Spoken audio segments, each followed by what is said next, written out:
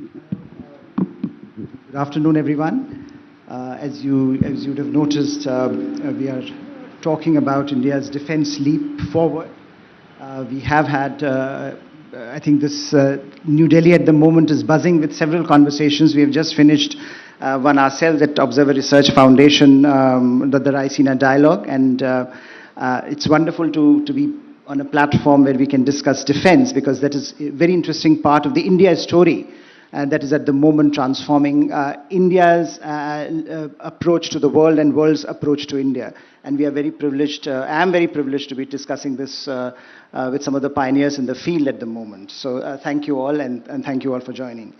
I have with me, of course, I'll start with Dr. Kamat, Chairman DRDO, because he has a unique vantage point from which to view this development. And Dr. Kamat, if you can lay out for our viewers, what is it that makes this moment so unique? When you look at the Make in India and its success story, I think there was a time when almost everything was doom and gloom when it came to Indian defense industry. Suddenly, in a few years' time, we have seen a very transformative moment. You know, the numbers itself, they are very inspiring. So what makes this moment so interesting, and what makes this moment full of potential for Indian defense industry? I think several. Am I audible? Okay. So I think several factors have made this story possible. The first among them is the government's policy and determination to make Atmanirbharta happen. I think that is the most important factor which has changed the storyline. We have been talking about self-reliance for a long time, but there was no determination on the part of the government to enforce it. I think once the present government has come in power, they have really made a strong push to enforce Atmanirbharta. The Atmanirbharta,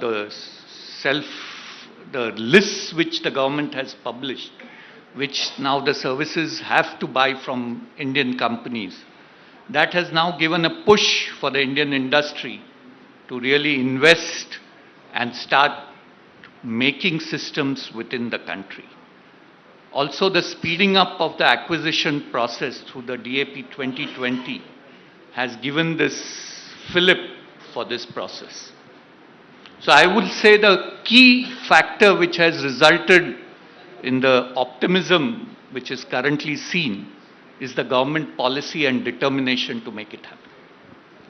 Thank you, sir. And Neel, if I can come to you, because of course, the success of government's determination initiative depends on how far the private sector is willing to take that. And given that you work in a field which is at the cutting edge of the way conflict is being viewed and the way weapons are being transformed, how do you assess this development from a private sector, from an industry point of view?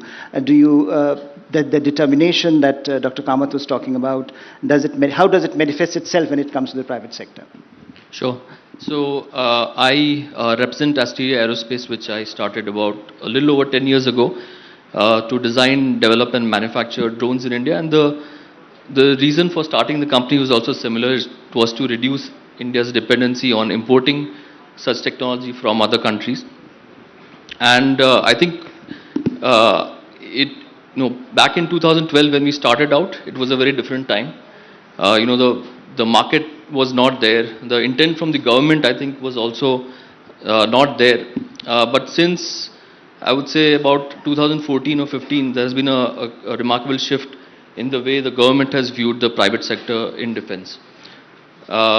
We ourselves are beneficiaries to that. Today, we supply to the Indian Army. Even though we were a small company, the Army has trusted us time and again with orders for unmanned systems. And there have been other similar startups who I personally know of, who've also benefited from the government's intent. And I think, as Dr. Kamat rightly said, I think the intent was shown when the DPEP also was launched in 2020, which gave a clear direction that by 2025, India's defense manufacturing output should reach 25 billion. We are not there yet. I think we are about at 12.5 billion today. So there's some gap here to fill. But the intent was very clear. And I think with DAP, also the intent was very clear because the government introduced a new category, IDDM, which is Indigenous Design, Develop and Manufacture, which gives further incentives to companies to actually design and manufacture in India, and the government would only procure such systems from Indian designs.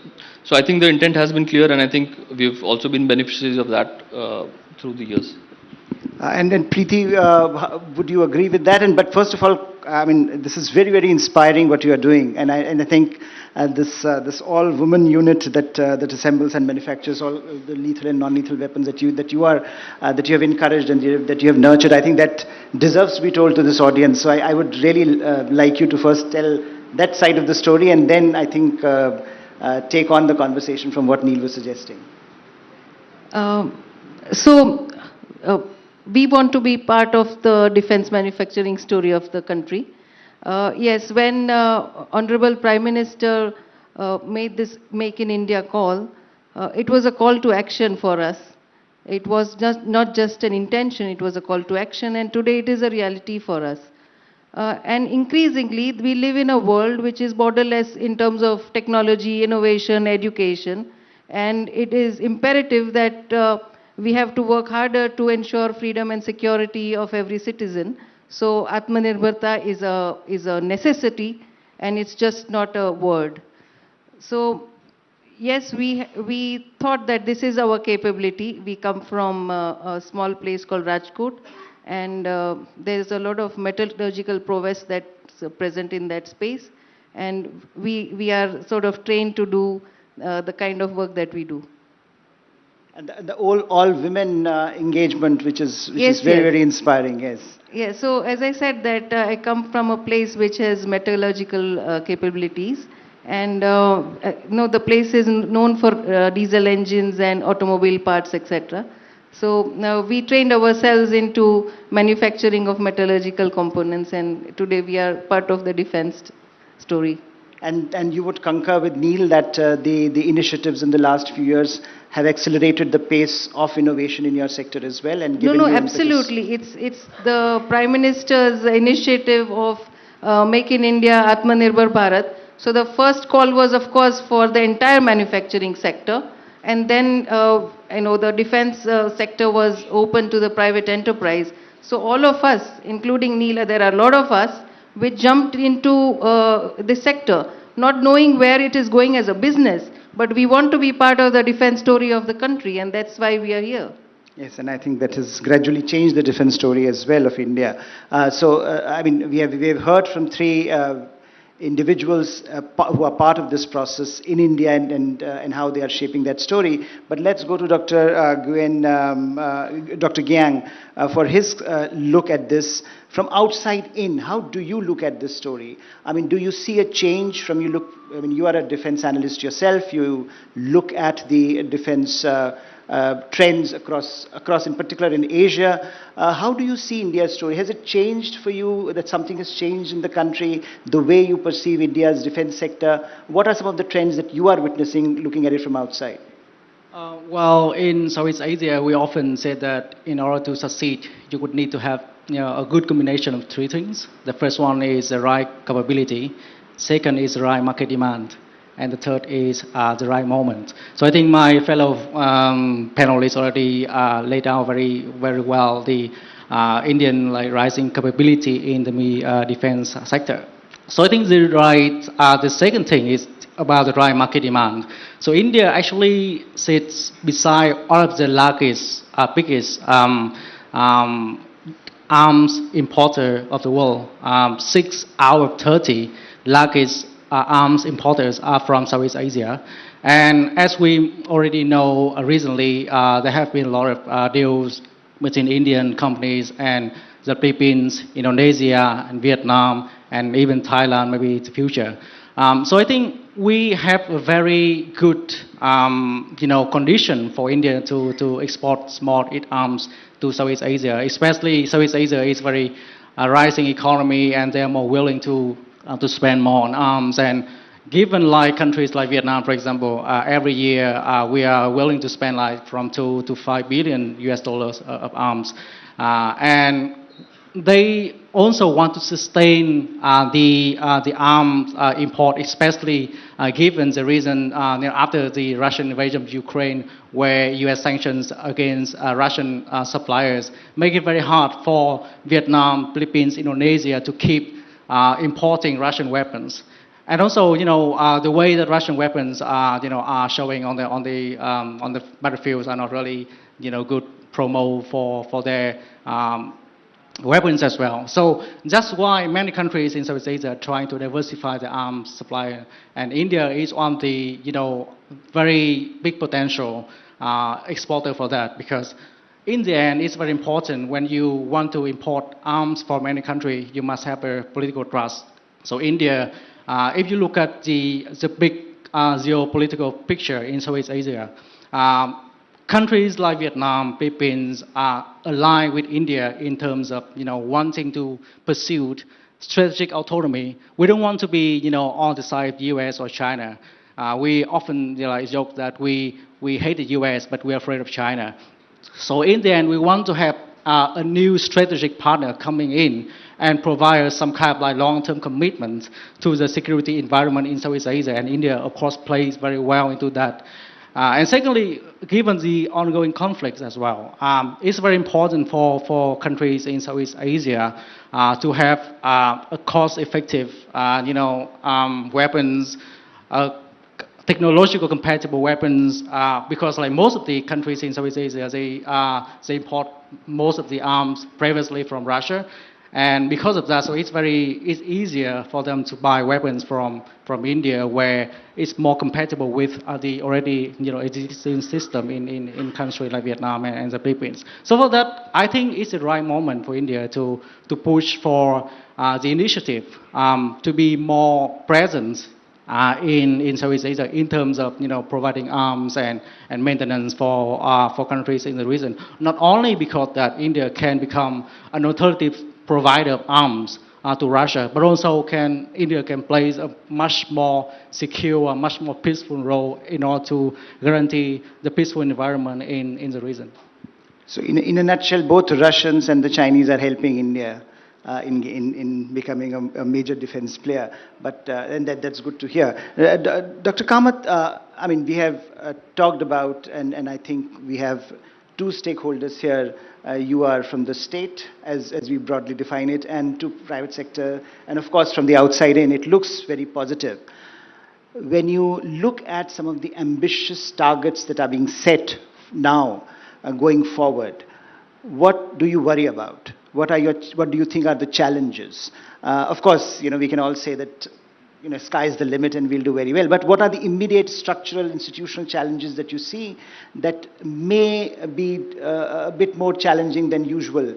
Because we are coming from a low base, and any numbers that grow up at the moment is good news for India. But it's a very competitive market. It's a very difficult market. And we know that technologies it's changing very, very rapidly. So where does India fit in, and how do we create that R&D ecosystem that would allow us to tap into that potential? Very good question. So the first thing that we have to do is to build the R&D ecosystem in the country. For far too long, the R&D was only focused in DRDO, but the government has now taken steps to ensure that the R&D ecosystem includes the startups, the MSMEs, as well as the academia. This will help us in bringing innovation much quicker to the market. We also now have private sector participating in the defense production. For far too long, it was only the PSUs and the ordnance factory.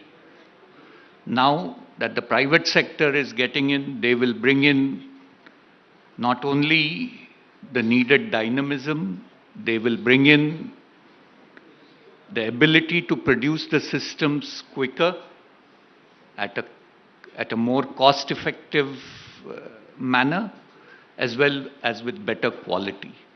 Because if you have to compete in the international market, you have to have the speed of delivery. Your products not only have to be good, but they have to be cost-effective. And you have to be able to innovate quickly to capture the market. So I think all these factors will keep our position in the defense export business at a growing pace. I don't think in the next 5-10 years, if we continue on our path, we will face that many challenges for exporting our systems. The kind of interest that we are getting in our systems is a reflection that the potential for exports is far more than what we have achieved so far.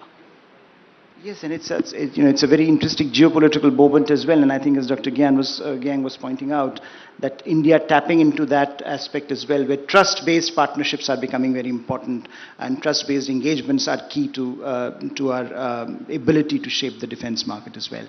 Neel, you are of course leading the R&D and product development.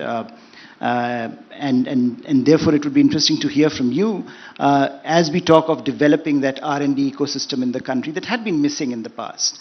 What kind of support do you expect from the government, and is the private sector now taking R&D as seriously as they should, given the challenges that are inherent in the defense market, that you will have a really fast pace of technological evolution that we are already witnessing on the battlefield at the moment? Right. I think this is a very relevant point. As I've talked about before also in other forums, India's spend on R&D is minuscule, as part of our GDP, percentage of our GDP, something like 0.6%.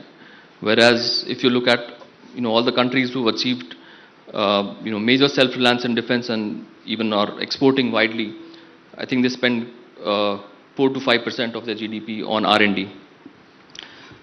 And increasingly, we are falling behind in this area, because as we are trying to catch up, let's say on the 5th generation fighter aircraft, countries have started to think about the 6th generation, right?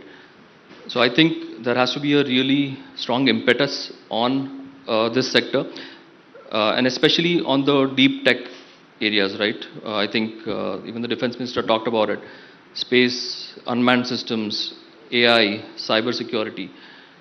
If we don't invest heavily in these areas right now, we'll fall further behind. And I think some of the steps which the government has taken, and I think even in the recent budget announcement, there's a corpus of 1 lakh crores which is dedicated towards R&D. There's a National Research Foundation which has been set up. I think those are the impetus which I think we'll need to quickly provide to the R&D sector. Especially in defense, it's a little tricky because the market is uncertain, especially for the private industry, right? There's no guarantee of a repeat order, let's say if you do win an order. So the uncertainty translates into uncertainty into spends for R&D as well, right? So I think somewhere the government has to kind of handhold and assure the industry, or provide those kind of R&D funds, which private industry doesn't have to worry about whether this will pay off in the next order or not. So I think those are things which will transform the industry. And Preeti, you have talked about, and you have been in more ways than one, very innovative already from the start.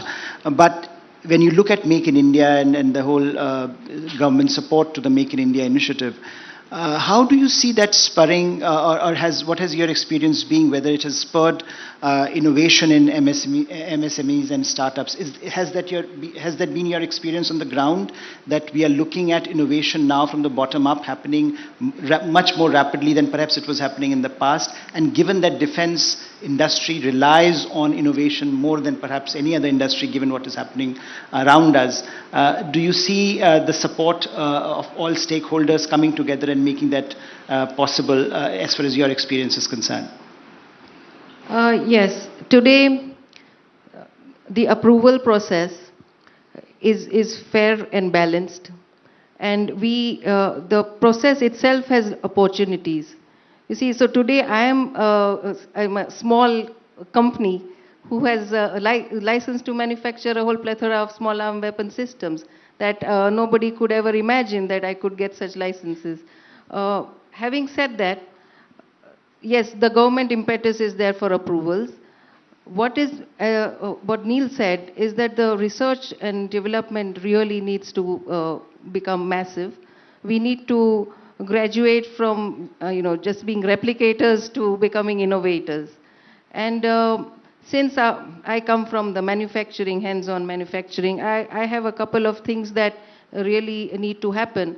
What needs to happen from the government side is to facilitate some sort of co-production with some strategic global companies, because our manufacturing needs to graduate from where it is today to a better quality and cost efficiency levels.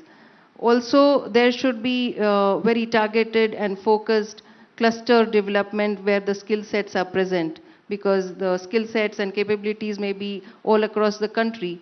So instead of the private sector just assessing that, it should also be facilitated by the government.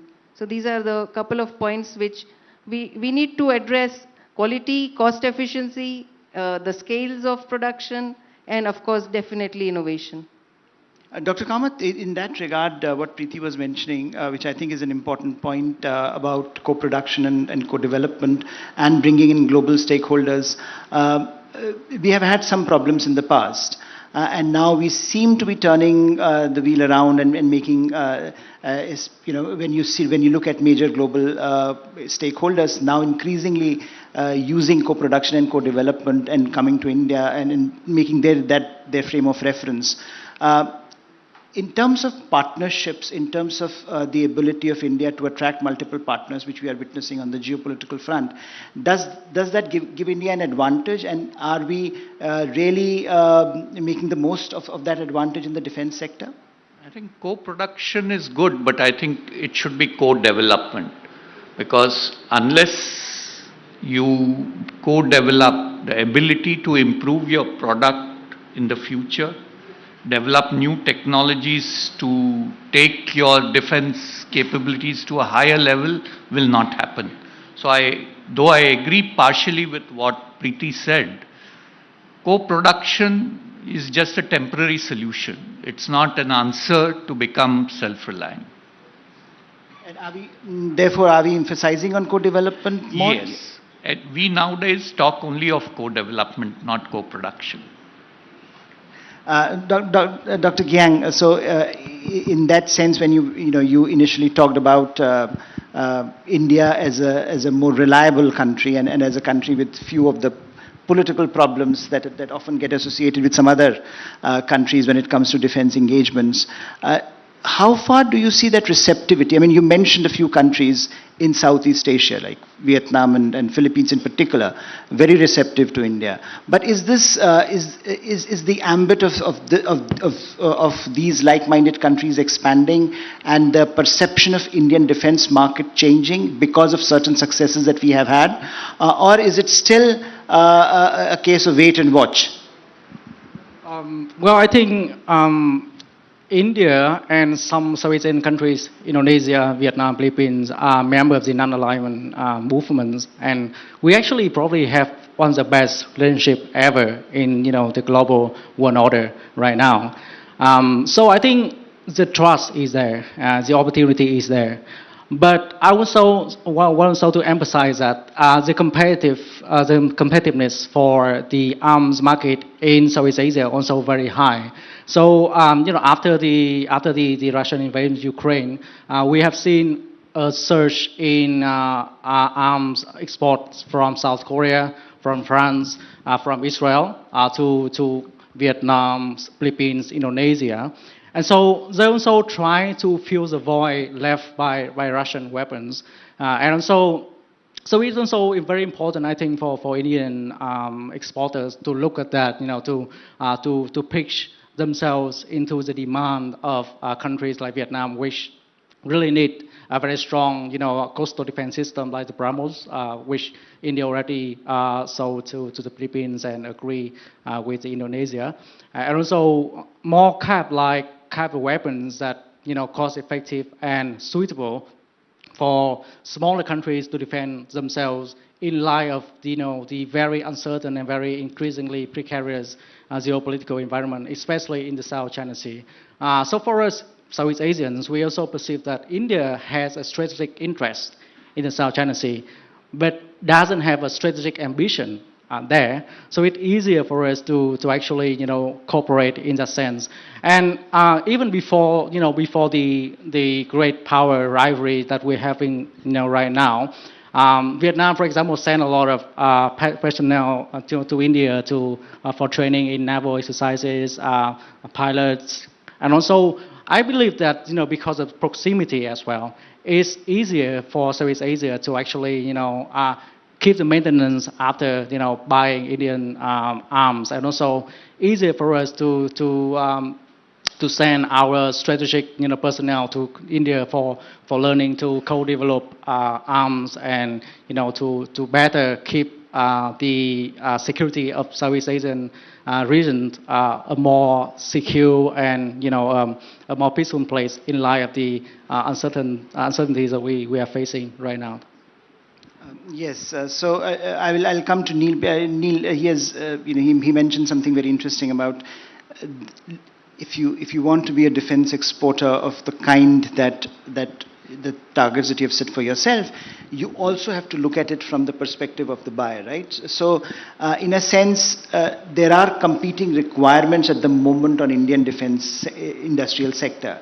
You have to strengthen your own domestic manufacturing capacity. You have to ensure your own security requirements because you want to reduce dependence on external arms. But at the same time, if you want to expand into the defense markets of other countries, you have to look at their requirements as well.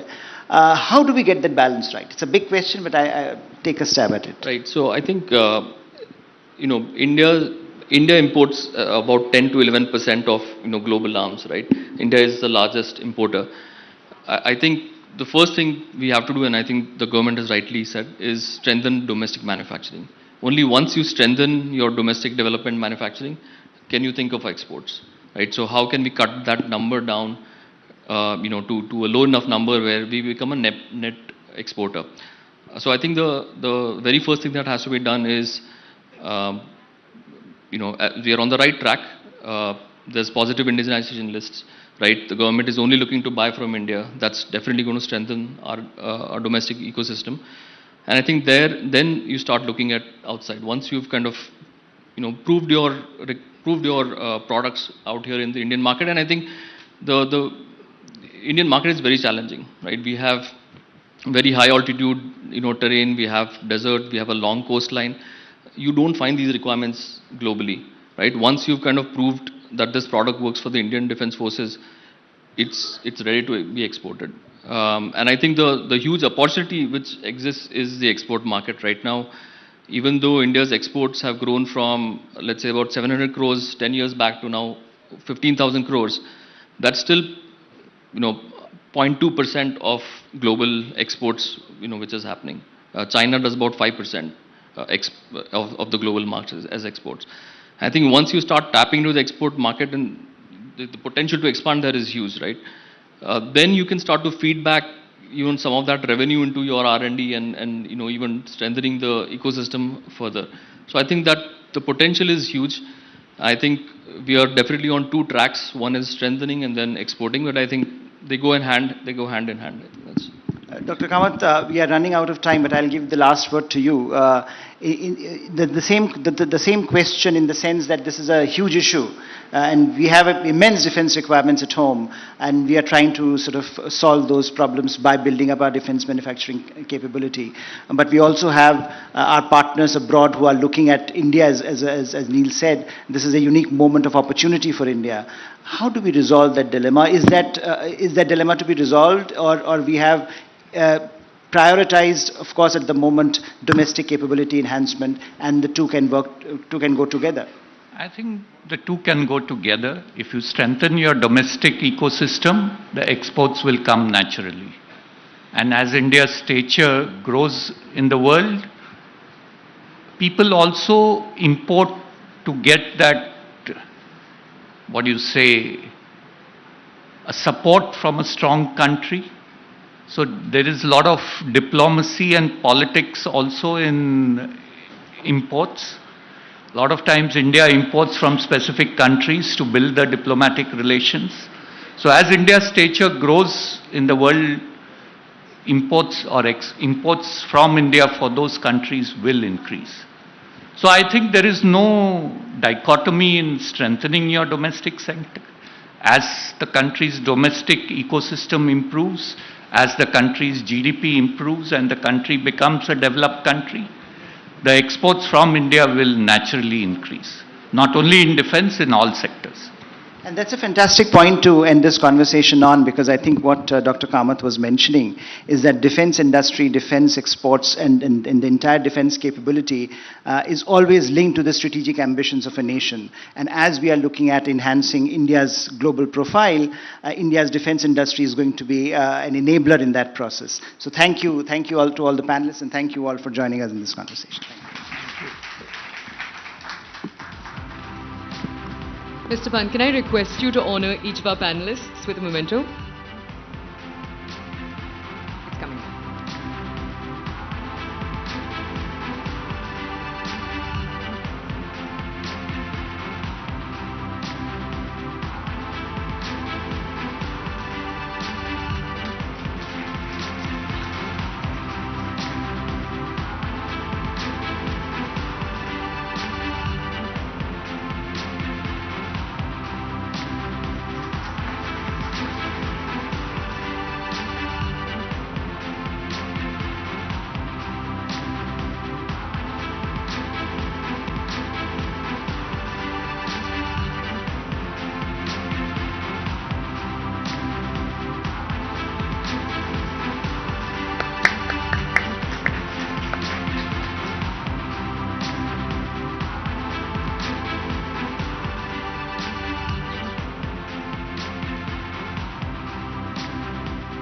Thank you, everyone.